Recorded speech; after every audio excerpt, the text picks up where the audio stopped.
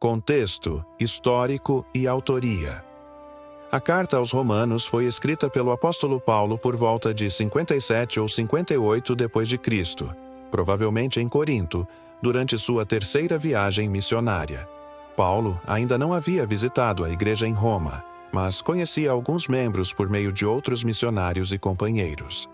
Roma, capital do Império Romano, era uma cidade cosmopolita, marcada pela diversidade cultural e religiosa. A igreja local era formada tanto por judeus quanto por gentios convertidos. E Paulo percebe a necessidade de abordar conflitos entre esses grupos, especialmente em relação à lei, tradições judaicas e a inclusão dos gentios no plano de salvação. O objetivo central de Paulo era apresentar sistematicamente o Evangelho, esclarecer doutrinas fundamentais, promover unidade e preparar o terreno para sua futura visita, além de solicitar apoio para sua missão na Espanha.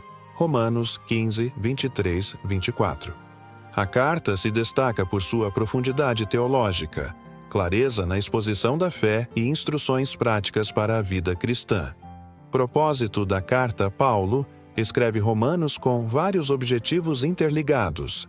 Exposição do Evangelho. Demonstrar que a salvação vem unicamente pela fé em Jesus Cristo, aplicável a judeus e gentios. Romanos 1, 16, 17. Unidade da Igreja. Incentivar a harmonia entre judeus e gentios, reforçando que todos são iguais diante de Deus. Romanos 10, 12. Ensino doutrinário.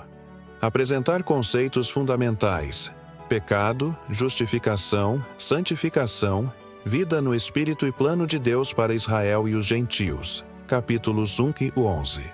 Orientação prática. Ensinar a viver em amor, humildade e serviço, incluindo submissão às autoridades e cuidado com a comunidade. Capítulos 12, 15. Romanos combina teologia sistemática e ética prática, tornando-se uma carta essencial para a compreensão do Evangelho e da vida cristã. Estrutura e divisão do livro. O livro se organiza em 4 grandes seções. Saudação e propósito da carta. 1:17. Doutrina da salvação. 1:18, 11, 36. Pecado e condenação da humanidade. 1:18, 3, 20. Justificação pela fé. 3:21, 5, 21. Santificação e vida no Espírito. 6:1-8, 39. Soberania de Deus e plano para judeus e gentios, 9:1, 11, 36, aplicações práticas, 12:1, 15, 13. Saudações e conclusão, 15, 14, 16, 27. Essa divisão permite compreender Romanos tanto como doutrina sólida, quanto como manual de vida cristã, com ensinamentos aplicáveis à igreja e à vida individual. Principais temas teológicos: pecado universal. Paulo enfatiza que todos pecaram e carecem da glória de Deus. Romanos 3:23. Tanto judeus quanto gentios estão debaixo do pecado, incapazes de se justificar por méritos próprios. O pecado é uma realidade que afeta toda a humanidade, e a lei sozinha não pode trazer redenção. Justificação pela fé. A justificação é a declaração de Deus de que somos justos diante dele, não por obras, mas pela fé em Cristo. Romanos 3:28, 5:1. Paulo demonstra que Abraão foi justificado pela fé, antes da lei, servindo como exemplo para todos os crentes. Graça e redenção. A salvação é um dom gratuito de Deus que se manifesta na morte e ressurreição de Cristo. Romanos 5, 15, 21. A graça supera a maldade do pecado, mostrando a generosidade e soberania divina. Santificação e vida no Espírito. A fé genuína resulta em transformação de vida. Romanos 6, 8. O crente é chamado a viver em liberdade do pecado, guiado pelo Espírito Santo, experimentando paz, esperança e vitória sobre o mal. Eleição e soberania de Deus. Nos capítulos 9 e 11, Paulo aborda a soberania de Deus e o plano para Israel. Ele explica que Deus cumpre suas promessas de acordo com sua vontade e mantém aberta a esperança de redenção para judeus e gentios. Amor e vida comunitária. Romanos 12:15 enfatiza que a fé deve se manifestar em amor prático, serviço aos outros e respeito às autoridades. O amor é a essência da vida cristã, cumprindo a lei de Deus. Romanos 13, 8, 10. Romanos 1. A condição humana e a ira de Deus. Paulo começa com uma saudação formal, 1:7, e uma declaração de sua missão, proclamar o Evangelho. Ele enfatiza que o Evangelho é poder de Deus para a salvação, 1:16-17. O capítulo descreve a queda da humanidade. O pecado e a idolatria levaram à corrupção moral e espiritual. Deus manifesta sua ira contra toda impiedade, mostrando que ninguém está isento de responsabilidade diante de Deus.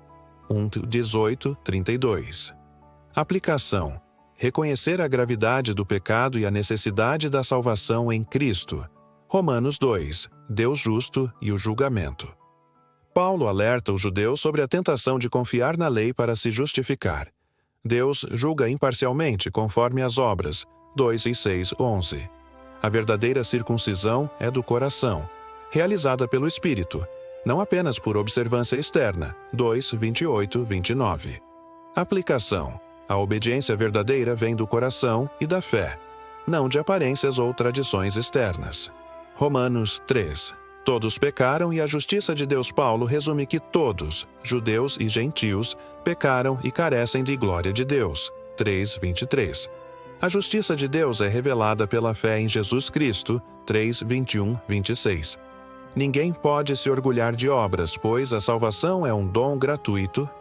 Aplicação: confiar inteiramente na graça de Deus e não em méritos humanos. Romanos 4. Exemplo de Abraão.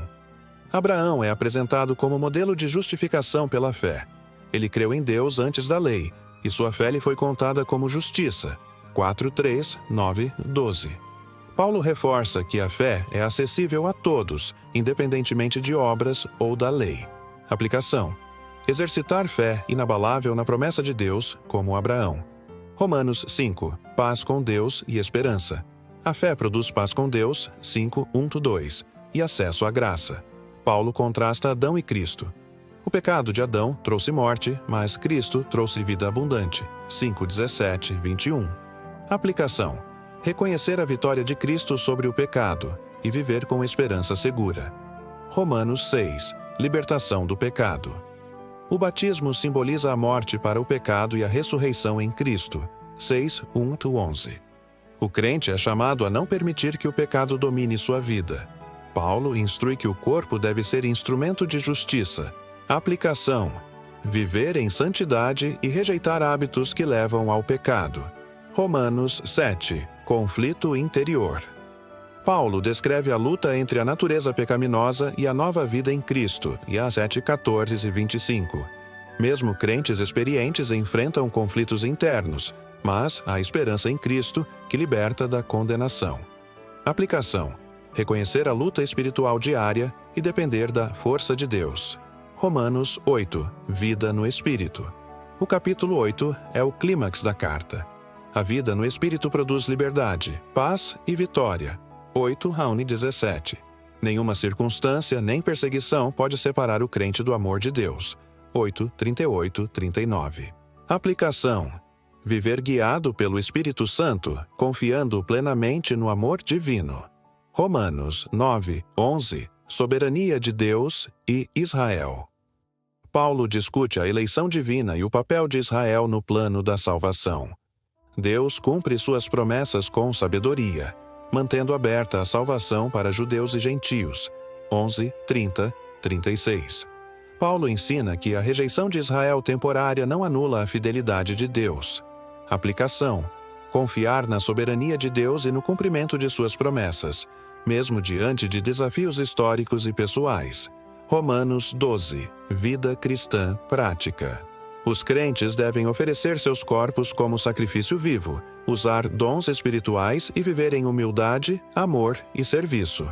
Paulo detalha atitudes como hospitalidade, perdão e paciência, de 12:1-21. Aplicação: exercitar fé em ações concretas de amor e serviço. Romanos 13. Submissão às autoridades. Paulo ensina a obediência às autoridades civis, pois elas são estabelecidas por Deus. 13:1-7. Ao mesmo tempo, o amor continua sendo a lei suprema. 13:8-10. Aplicação: demonstrar respeito à ordem social e praticar o amor como princípio orientador. Romanos 14, 15. Unidade e consideração mútua. Paulo orienta sobre diferenças culturais e religiosas, como alimentos e dias sagrados. 14, 1, 23. Ele exorta à paciência, à edificação mútua e ao respeito pelas convicções alheias. 15, 1, 13. Aplicação: viver em harmonia e edificar a comunidade cristã com humildade e tolerância. Romanos 16. Saudações e conclusão. Paulo envia saudações pessoais, destaca colaboradores e encerra com uma doxologia glorificando a Deus. 16, 25, 27. O capítulo mostra a riqueza e diversidade da igreja primitiva e a importância da comunhão entre irmãos. Aplicação: valorizar relacionamentos e reconhecer o papel de cada membro na comunidade cristã. 6. Aplicações práticas contemporâneas. Salvação pela fé. Confiar em Cristo, não em obras humanas. Vida no Espírito. Permitir transformação contínua e vencer o pecado. Unidade na diversidade. Respeitar diferenças dentro da igreja. Amor ativo. Demonstrar fé por meio de serviço e compaixão. Esperança na soberania de Deus. Descansar nas promessas divinas. Obediência responsável. Respeitar autoridades e leis, mantendo princípios cristãos. 7. Conclusão. Romanos apresenta o Evangelho completo, combinando doutrina e prática.